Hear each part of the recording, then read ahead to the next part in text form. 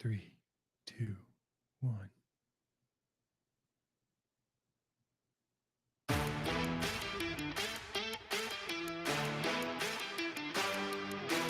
You're listening to the 23 Personnel Podcast, Tech Athletics Podcast, where food and sports clash at the goal line. Here are your hosts, Spencer and Michael. All right, what is up, everybody? Welcome back to the episode of the 23 Personnel Podcast. I'm your host, Spencer, joined by Michael. Michael, what's up, man? I am curious to see how conference realignment is the day we release this episode. If things have changed already. That's the trouble with recording this and releasing it in advance, or recording in advance of the release, because we'd heard possibly the other shoe to drop with Pac-12 school joining the Big 12 could have happened Monday or Tuesday of last week, end of July, beginning of August. So we might talk about Arizona as if it's like future state, like that's a week old now. So just the risk we're going to take tonight. Well, I want to, something just popped up. John Kurtz, who I follow on Twitter, he's really connected to the You mean on Kansas X? State scene. Yeah. Oh yeah. Oh my gosh. We didn't even talk about that last time. It's going to be kind of like the Tech Cafe, aka the Spoon. It's like been Tech Cafe for 20 something years probably, but we still call it the Spoon here in Lubbock. So it's just going to be that. It's just going to be, well, I've been on X, aka Twitter, this afternoon. But John Kurtz, he posted this, and I don't think I'd known this completely, but so bear with me. I'm going to read the whole thing just because it's needs some context. So USC and UCLA had just announced their impending departures from the league. In an attempt to preserve his conference, Kliavkoff wanted to know if Big 12 administrators were still interested in a proposal that Commissioner Bob Bowlesby made to the Pac-12 a year before. After Oklahoma and Texas announced their departure from the Big 12, Bowlesby visited Kliavkoff for an in-person meeting about a partnership or merger of the two leagues. Kliavkoff turned it down.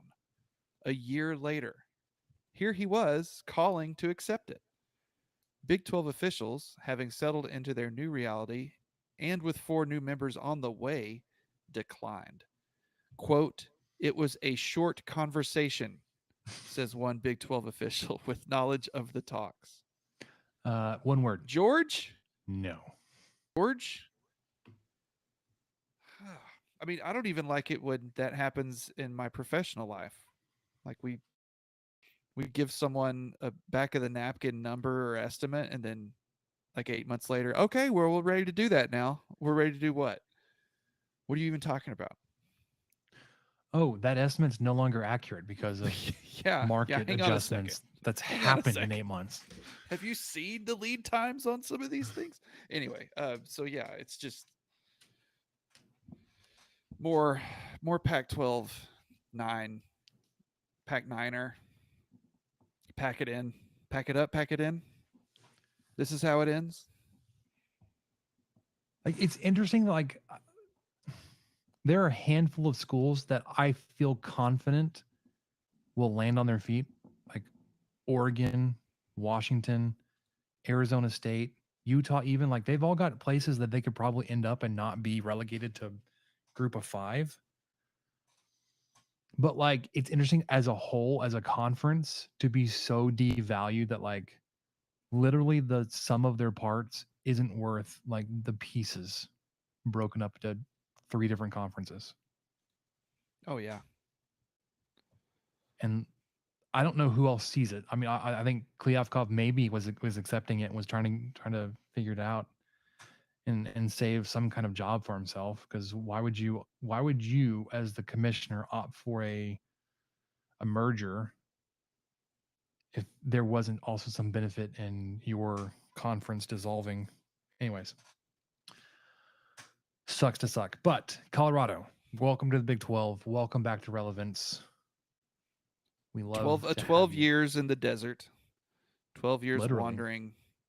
wandering in the desert, just eating the crumbs that UCLA and USC allowed you to have. Should we recap those 12 years, Michael? What they've looked like for Colorado? I think so, because it's like we It's we been rough. It's been rough. Well, kind of what we alluded to last time was, by the time we became fans, it had already started. The decline had begun for Colorado football, and they had a lot of success in the 90s. They have a pretty storied program. I know that I think they're the favorite team that they liked playing. They know their UT or OU or whatever was Nebraska. And so those two teams were really good at the same time. Yes. And so that was a team that they really enjoyed playing. And then of course that all went away eventually. But yeah, in the last, they've amassed in football. So we're going to cover kind of the big three, because they do not have baseball. So the big three in this case is going to be football and men's and women's basketball. We'll just kind of glance through, catch you guys up on what they've done in the last 12 years. And in football, it's not a whole lot. So I think that's not anything that's going to surprise anybody. I'm not saying this to be mean, because, hey, we've all been through a rough decade here and there. We've all had a rough patch. Yeah. Yeah. So this is just take this knowing the source. But anyway, since leaving the Big 12, which Texas Tech and Colorado are a dead even 5-5. They've played each other 10 times since 1962, and they are 5-5 with no ties. So whatever happens next year, if we get to play them, who knows even how that's going to go, then that's going to ruin the even Steven we've got going on there. But overall record of 48-94. Ooh. So that's a 34% winning percentage. A conference record, 27-76.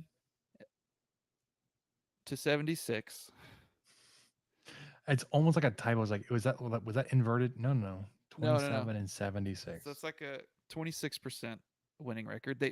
But what's so bizarre about all this, Spencer, is somehow in this 12 years of really a bad stretch of football, I'm sorry, guys, that's what it is. 2016, out of nowhere, here comes year 10-4 Colorado Buffaloes, who get their tails handed to them in the Pac-12 championship game, 41-10, and then they go on to get their tails handed to them against a Big 12 foe, Oklahoma State, in the Alamo Bowl. And that was one of only 2 bowl appearances of that entire 12 years. The second bowl appearance came in 2020, when the Pac-12 played a whopping 5 games before there were bowl bids. So they were a 4-1 bowl team, and they lost 55-23 in the Alamo Bowl again to another Big 12 team, again, of Texas. So in that stretch, 12 years, 11 seasons with 5 wins or less. And there were some 3-win season. There was a 3-win season, 4 wins. Yeah, 2 1-win seasons. There was one in 2012 and last year. I didn't realize there was 2. Golly. During that stretch, they had 1 0-for season in conference play. So they were 2-10 Yikes. in 2014, and they were 0-9 in conference play that year.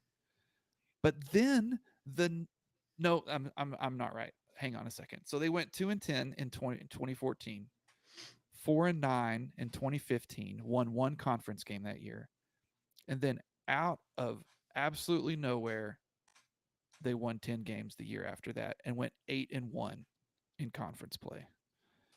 And then they haven't even scraped close to that since then. So Sanders has his work cut out for him, you know? I wonder too. I feel like if I were the NCAA, I would have immediately started investigating that 2016 team because that is bizarre. I think everybody would want to investigate. Like, if you're having a losing season, like, what did Colorado do to bounce back? Like, yeah, that's a good what point. can we adopt? What did they do? What can we do as a team? What can we do to avoid the precipitous drop off from 10 wins back to 1? Yes, A couple because years later. it wasn't that dramatic, but it was pretty darn dramatic. They went 10-4, and then they went 5-7, 3 years in a row after that. Yeah. Well, and that 10-4, it was a 10-2 season, and they lost the championship game, their conference championship game, and then their bowl game. So like had we gotten to 10-2 as a season, like it'd be really freaking fantastic. Last year the way you did, like that kind of sucks. Yes, that hurts. All so right. that's where football's been. It's been not good. Bad. It's been not good. Do you think he's got some time, but do you think Sanders is an answer there? He's definitely intriguing, and I say as an outsider fan, I love the hire. I think after winning 48 games in 12 seasons, I think I'd be up for whatever. Sure. So I'm not going to speak for Buffs fans, but I would imagine that they're kind of like, sure, let's give it a shot. So I don't know for sure if he's the answer, but he's definitely intriguing. He's got them buzzing.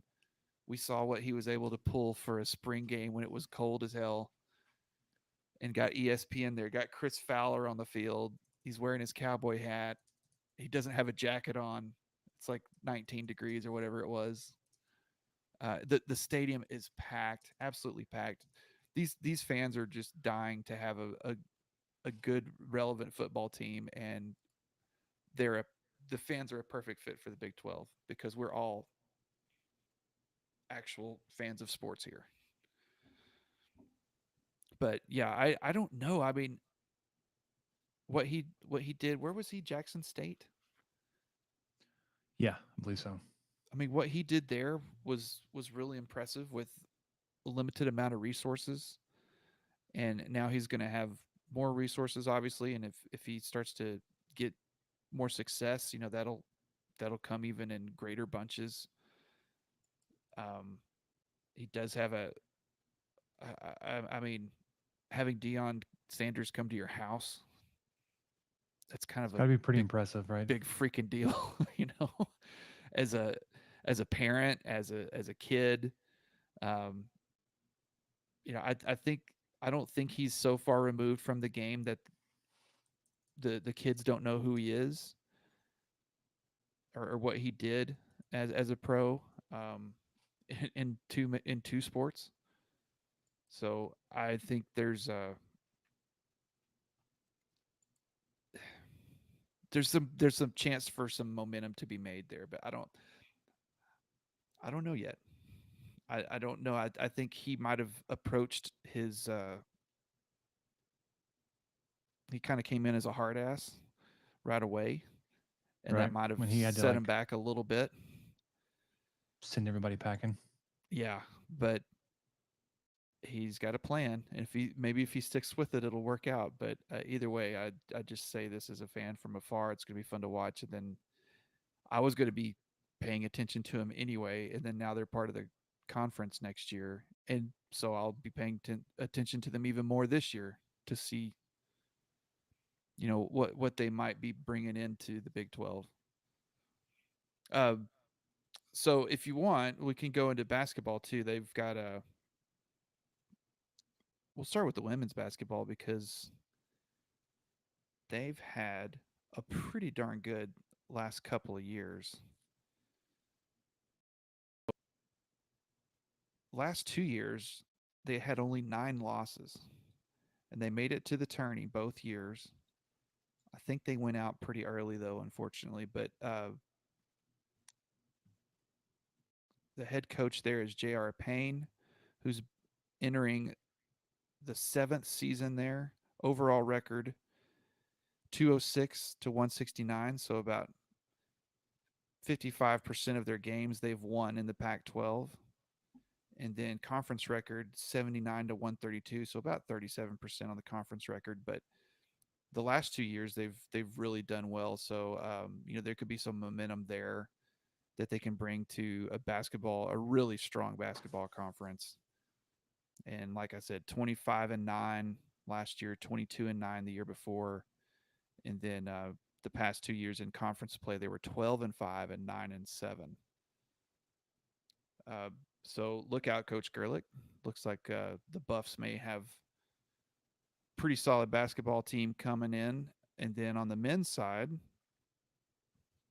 this is really interesting to me. Coach Tad Boyle has been in Colorado since 2010. So his first season there was their last season in the Big 12. So welcome back, Coach. Welcome Glad back. I know. So he's entering his 14th season there. Really impressive, especially in today's athletics. And he's had, it's not like he's ever had a real stinker of a season. I'm sure there's probably some fans who might be frustrated or something, but here and there. But yeah, in that 12-year stretch, he kept the Buffs to 5 NCAA tourney appearances in 12 seasons. One of the seasons they finished number 22 in the AP poll, and that was, let's see, that was the 2020 season, so take that for what it is. But oh no, that was the season that started in 2020, so my bad. So that's the 20/21 season. So their overall record in those 12 years that since they've been gone, they're 248 and 158. So they've won 61% of their games. And then they are 118 and 104 in conference play. So they've won 53% of their conference games. So really, pretty strong showing. Their last really good year was that 2021 year, 20-21 year. Mm-hmm. They were 23-9 and 14-6 in Pac-12 play. The year after that, they were 21-12, 12-8 in conference play, and then last year fell off just a little bit, 18-17 and 8-12 in conference play. So, another pretty good program coming in with a really, a super long tenured coach. I guess he would be number 2 behind Scott Drew only and Self, maybe. I mean, I think those 3 are going to be really close on having the longest run at schools. I'm not sure how long Dixon's been around. It seems like he's been around a long time, but it's just not every day you get a coach that has that much staying power. But it's the more I look at Colorado, yeah, I know football's kind of a wild card, but it's definitely going to be entertaining, and the fans are there. But man, these basketball programs, I think they're going to fit right in immediately. Yeah, they definitely have the foundation there to be competitive and maybe even successful with what they've done since they left the Big 12. But stepping back in should be interesting because the Big 12 basketball now is not what it was when they left. No, but you're right. It's a completely different landscape. Part of it's the teams, but a lot of it's just the teams that weren't that great or weren't that focused on it have found a way to build success and to build momentum and to get recruits and get some really good players coming in. So yeah, I'm sure they're kind of excited, especially on the women's side, to be in a team that's gone back-to-back NCAA tourneys.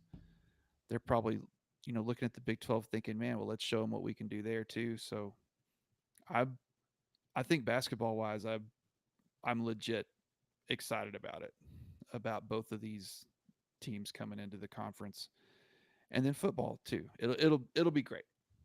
It's gonna be great. Great. And then so do you think we're heading to Arizona? Is that where the tea leaves are? I think so. It would be interesting to see if Arizona State is coming along with them. If it does end up being Arizona, does Arizona State come, and what other dominoes fall after that? But the smoke was pointing to another Pac-12 school coming to the Big 12, and we've heard the most from it being Arizona. So I think they fit. I think culturally it kind of fits along with some of our more southern members, at least historically, with Big 12. I mean, obviously Texas Tech was in the border conference with Arizona. I guarantee this was like 100 years ago, just about. I think it was 32 to, what did we say last time? 56 or 57. Yeah. So it's been 70 years since Arizona and Texas, but I mean, I don't know. It makes sense. I have a first cousin once removed, or however that works. It's my mom's cousin. Her son is a freshman at Arizona, and he's on the men's soccer team. Goalie for them. I mean, I don't know why. I need to look into what all Big 12 teams have men's soccer, because I don't know if there's very many that do. I'd imagine Texas does, because they have everything. I think if they have a team, it's gonna be like a club team, and they'll have to compete. Yeah. Independently, which is something to consider. I mean, that's a huge aspect of those athletes' decisions to go to that school. Is like, I'm gonna compete against other top-notch programs, and Big 12 doesn't offer that. But Colorado doesn't play baseball. Iowa State does not play baseball. It's doable without them, I guess. Yeah. People make it work. In terms of Arizona and the history of Texas Tech, Michael, it's not good. Not good for the Wildcats, at least. Oh, okay. All right. Well, then I want to hear more about it. Texas Tech and Arizona the football teams have met on the field 33 times. Texas Tech owns the head-to-head matchup is 26-5-2. That is a win percentage, Michael, of 818. 26-5-2. Isn't that a Chicago song? I don't know Chicago well enough, man. Okay, it's not that. It's hang on a second. 26 or hang on. Why are you looking 26 or 6-4. That's the name of the song. 25 or 6-4. It's close. 26-5-2. 25 or 6-4. Longest win streak in the series was Texas Tech going 15-0 from 37 to 58. Gosh, we all remember that. That felt good, didn't it? Largest margin of victory was in 51. Texas Tech won 41-0. Largest margin of victory for Arizona was 35-19. And that was in 88. So not even when Kalen Ballage ran all over us. The best wins are those That was Arizona State. Golly. The best wins are those wins between World War I and II. Those are really. Yeah. I guess I should specify the end of World War II. VE Day, to be most specific. Those are the best ones. Well, Texas Tech was undefeated in that span. There was a tie, and 7-7 tie in 1936. Man. But Arizona didn't get their first true victory against Tech until 59. And it was a 30-26 victory in their favor. And Eisenhower? Is that their first? You would know I better. feel like Eisenhower came up on a couple recordings ago. Yeah. And then it was right. Tech responded, winning 4 straight. Arizona won in 75 by 4 points, and then Tech won the next 3. Arizona won 1 in 88. Spike Dykes responded in 89 with a win there. Oh, they had a home and home in the 80s, Yeah. late 80s. 88, 89. And then they didn't play each other again until 2019. That Matt Wells, Kevin Sumlin game where Tech Colin lost Schooler. 20. That's the Colin Schooler game. Yeah, he was playing for the Wildcats in that one. That's right. But see, so Matt Wells could recruit guys. he just really likes transfers. I say his success rate on transfers is pretty darn good. Whether or not that was sustainable, like Right. Obviously, I don't think you can't build a program on that. And how much longer would that hit rate would have lasted? Not so sure. But his in-game decision making, field goal and second down, losing a winnable game at home versus Kansas State. We talked about this a couple episodes ago, I think, about Tech was 4-0, I think, in one possession games last year. Mm-hmm. And I don't want to go back, but I mean, I think that would be, they were probably like 1-7 in the same category in 18 and 19. My memory says there weren't that many one possession games.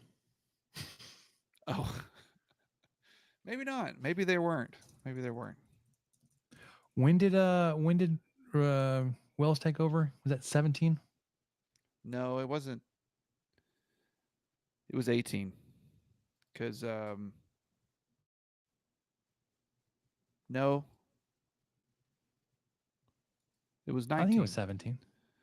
Because it was 19, 20, and 21 were his seasons. All right. Because he got fired in 21. 4-8. Let's see. Not a one possession game. Oklahoma State was at 10 points. It was a win. All right, here's a one possession game. 3 points. We lost to Baylor. 3 points. We lost to Kansas. You don't lose to Kansas. 0-2. 2 points. You lost to TCU. 3 points. You lost to Kansas State. He was 0-4 in one possession games in year one, which I think we're like, okay, that's something to build off of. Grasping for any kind of positivity. 20 and 20, you're 4-6. One possession game versus Houston Baptist. You did win that one. That's true. One possession game that you lost in overtime to Texas. Yes. That one hurt. One possession game, one touchdown game, but you won that one versus West Virginia. Well, he had their number. One possession victory over Baylor. One possession loss to Oklahoma State. One possession win over Kansas. So he's getting the one possession games going the right direction in year two. So he was what? 1-0, 1-1, 2-1, 3-1, 3-2. He was 4-2 in one possession games in year two.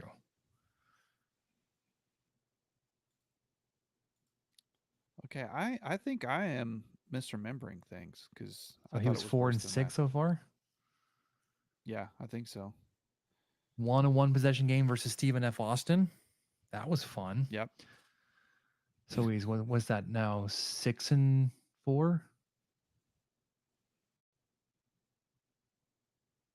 Yeah, I think so. 7-4 is a victory over West Virginia. 7-5 lost to Kansas State. And that's it. That was it. That was the end of transmission. 7-5 in one possession games. I'm gonna look it up. I'm trying to see what we had a pretty good leading on Kansas State, didn't we? 24. Yeah, it's 24-0, wasn't it? Yeah, we were done scoring in the second quarter. Yeah, I think they scored 25 unanswered. They went 10, 9, and 6 in the second, third, and fourth quarters.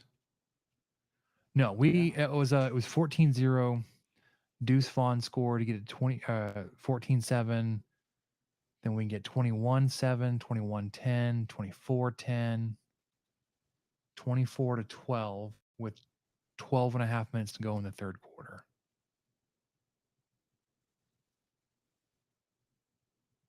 Yeah. All right, that's fun. Also, we lost 2 weeks or 3 weeks earlier, 70-35 to Texas in Austin. Yeah, so that doesn't help things. Also lost 52-31 2 weeks before this.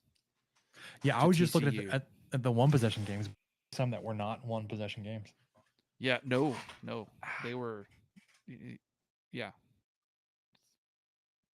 4 This chair games. is like groaning as if it's as old as I am.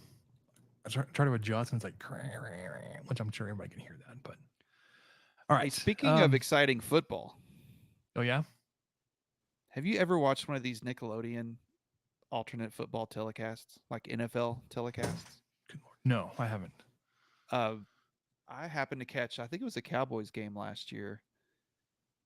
They telecast on, it's just a simulcast, really. Yeah. So you just switch over to Nickelodeon, and then they have all this CGI of slime and stuff spraying when people score, and there's like kids sideline reporters and all these cool different things that they do to kind of just make it more exciting and more kind of interesting for kids. And I will say that was probably, well, it works. So they're going to do it for the Super Bowl this year, which is what's really interesting about all this stuff.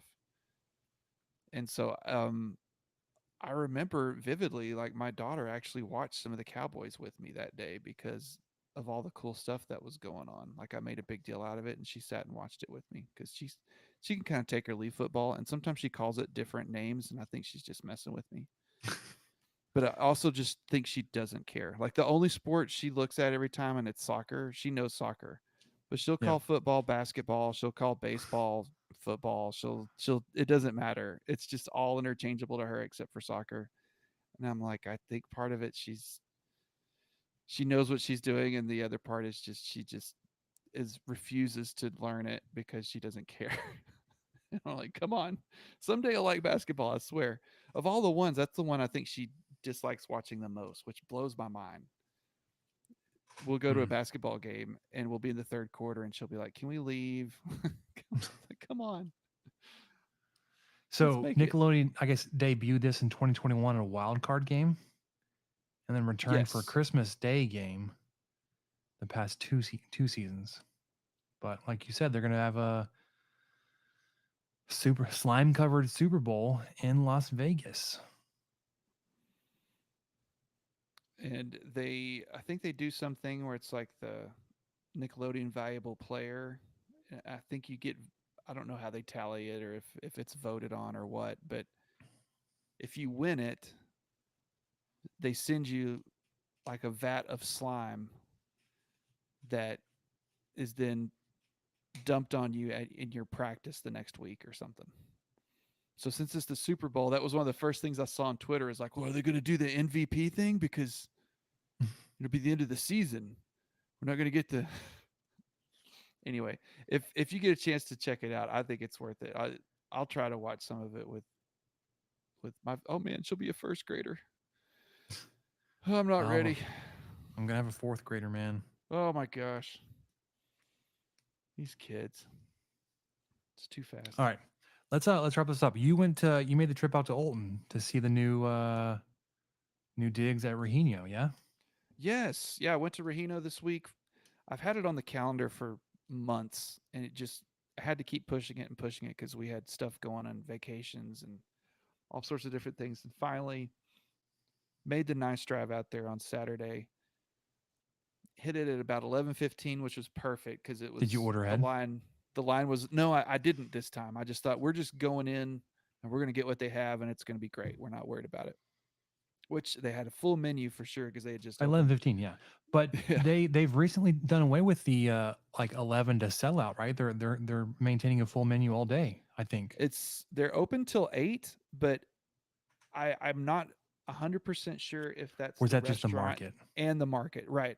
I know the market would be open till 8, which makes sense. That little market is really cool, especially for folks in Olton. If you are in Olton or near it and you're into barbecuing and smoking, definitely go there. They've got seasonings. They've even got some bags of charcoal to get you by. If you can't make it to somewhere that sells charcoal close by.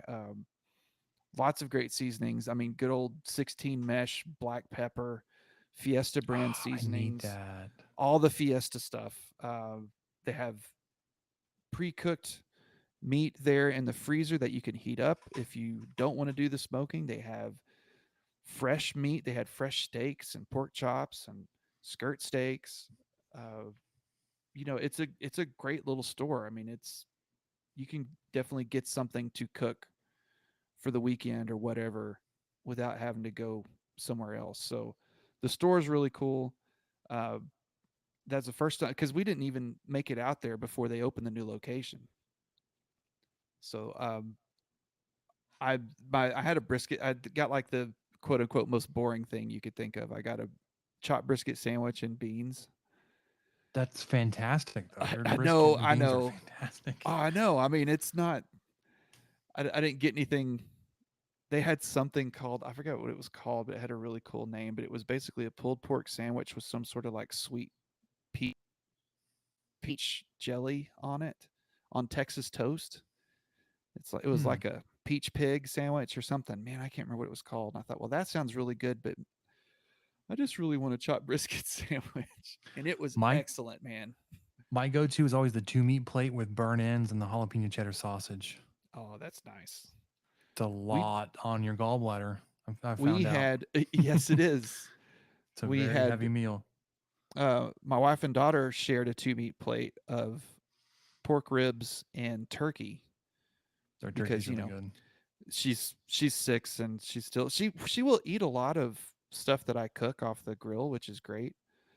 But we've discovered recently, we went to Rudy's a while back and she just kind of devoured some turkey, and we thought, okay, well, we'll get that when we go there. And she did it again. I don't know how much turkey my wife ate. My little 6-year-old was taking care of the rest of it, and she had some ribs uh, too.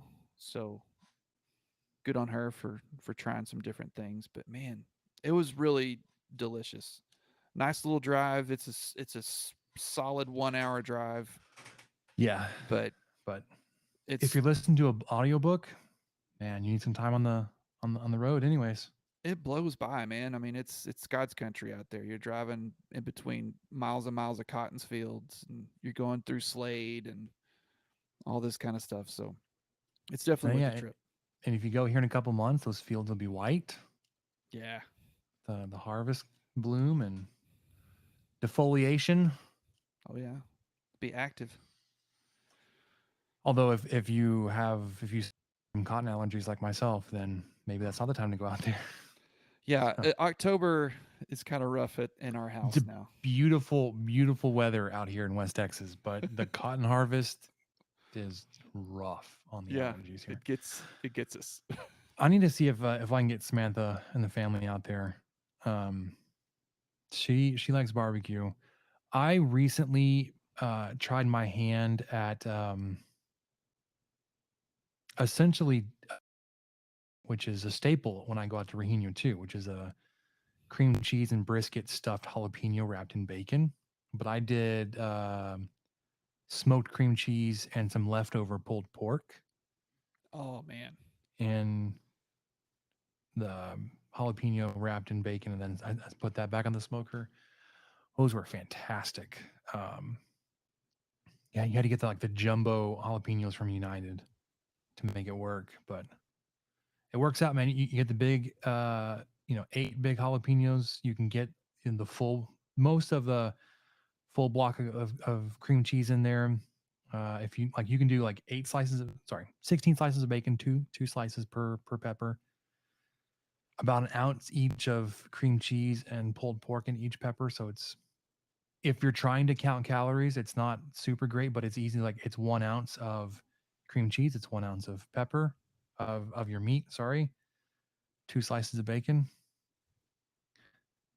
I mean, you don't need to like load up on these things, but one with your as a side or something. Don't replace Much them with your grilled much better chicken than breast mac and for the week. cheese.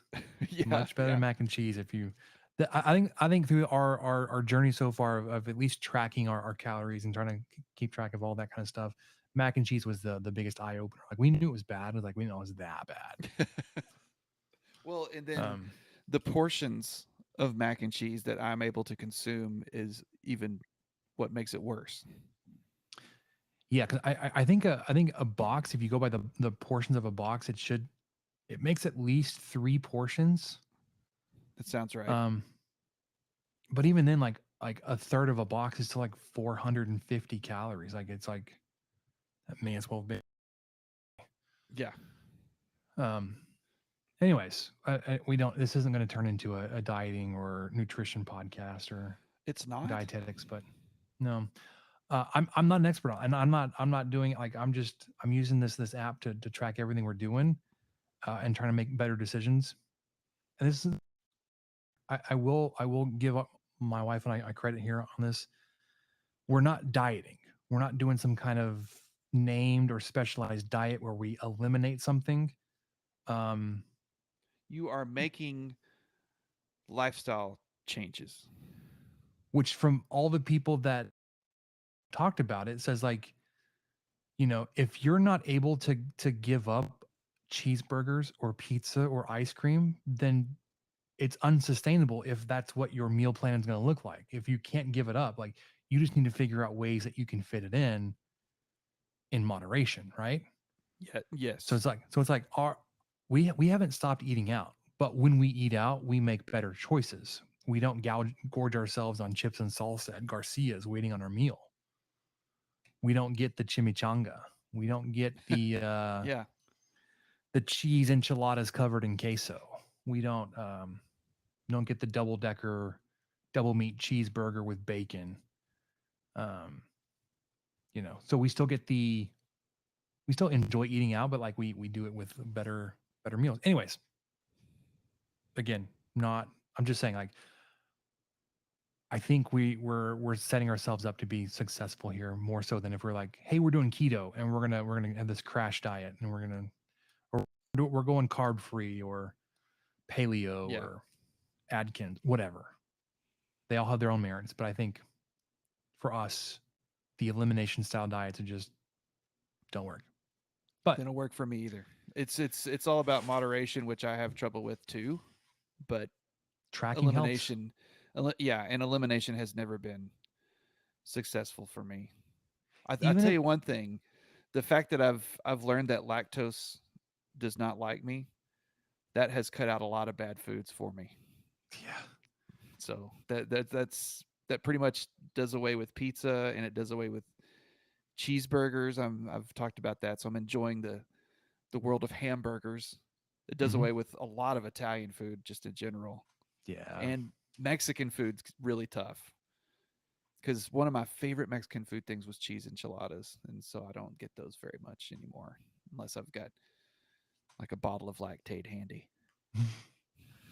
Anyways, one thing I was gonna say on that, just even if you're not using like an app to track like calories and macros on that kind of stuff, which you can do, which we do, but like even just keeping a record of what you're eating throughout the day, or like if you snack on something, like realize, oh, I've already had 2 snacks today, or Yeah, I've had 4 slices of pizza. Like I didn't like without even realizing. I would overeat, um, kind of mindlessly.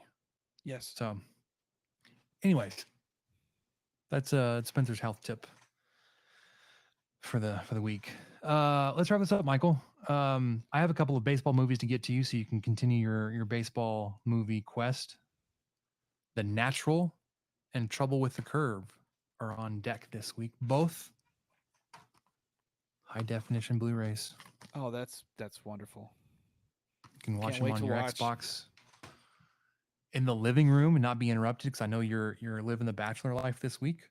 That's right. I don't know what to do with myself. Stay up late like we're doing tonight. Yeah. Even Past though midnight. I need to get to bed. I got a little one. Samantha's probably fuming mad at me or sleeping. We'll see. Anyways, that'll do it for us in the 23 Personnel Podcast. Welcome back, Colorado. Possibly even welcome back, Arizona, by the time this hits your feeds. Fall camp is underway. First game is just a couple weeks out. We're going to get to our previews here starting pretty soon and then get you our predictions. But guys, it's time for football. All right, that'll do it for us. For Michael, I'm Spencer. We'll catch you guys next time.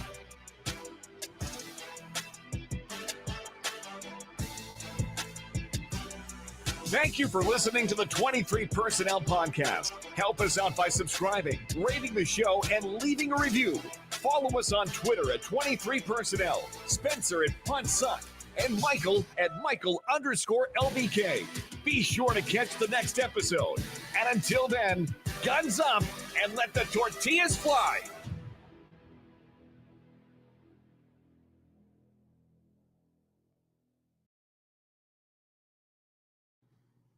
All right, man. We've done it. We did it. Okay. So in 2 weeks will be the 14th. Yeah. Do we do this one more time and record on the 14th for the 14th and 20th? Or do we need to get back into a regular rotation by then? Because game 1 is September 2nd. So a week before that is the 27th. You're all over the place here. So Sorry. 15th, 22nd, and 29th are the Right. Tuesdays. Because I'm looking at the date today and it's reading the second. So we're after midnight here. Ow. 15th. Okay, so that's Tuesday. 2 weeks from today. That would cover 15th and the 22nd. I'm kind of. My mom is having her knee replacement surgery the 22nd. So then plan on record the 15th? I kind of think twice? so. Yeah. I think we do it one more time. And then we're back, baby. And then we're back week to week. 29th, we'll have our official Wyoming preview. So I guess on next time, maybe we record our predictions in our second episode. Yes, sir. And then we can focus on Wyoming on the 29th. The 15th, we'll just record probably more conference alignment, crazy crap, and some spring practice stuff. Fall practice. It's finally fall practice. Yeah, it's finally starting to generate content for us instead of us trying to figure it out every time. Yeah. Oh, okay. Football. We talk about football. That's good. We'll do that. And then once we hit game week, man, we're back. We're not recording once a week. Then we're recording twice.